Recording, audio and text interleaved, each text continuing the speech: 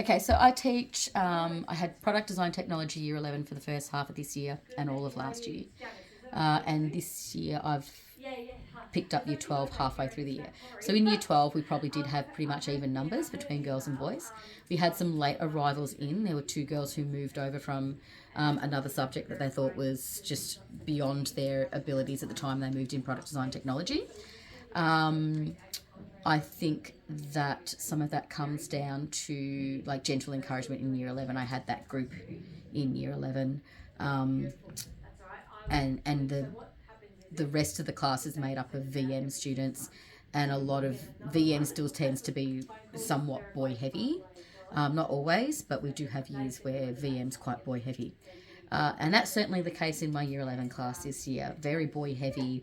Every single one of them was a VM student except for one who was a VCE student who will move into VM this year.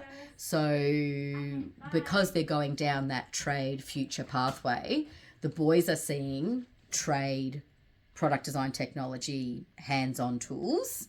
But the girls aren't following those same pathways in VM. They've got slightly different pathways, and therefore they're not going into product design technology in year 11. Year 10, I had probably a handful of girls. When I was teaching that a few years ago, I had a handful of girls and the rest were boys. They were quite a lovely year level, and I didn't feel like it was a testosterone-loaded space. But walking around some of the other classes this year, there has been a bit of that testosterone where we've got some very loud boys, some very tall boys who I think are physically imposing, who try to impose their will and impose their, as Rhiannon wanted me to do, their in the space.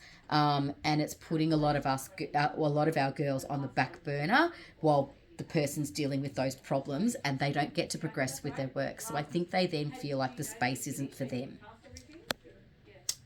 What we do about it, a couple of things that we've already started to do this year is Rhiannon and I have made ourselves way more visible in those rooms when other classes are operational. We also have some really beautiful male staff who work with us, who are fully on board with referring to me as the boss in the space. And I think that's helped a lot too. So I'm quite happy to growl at those boys, not the other one, growl at those boys and pull them out and make them accountable for their behaviour and why it's like that, and encourage the girls who are sitting in that space as well and say what a beautiful job they're doing and valuing their written work, because the girls tend to be much stronger with the written component when we get into folios in a way that the boys are not.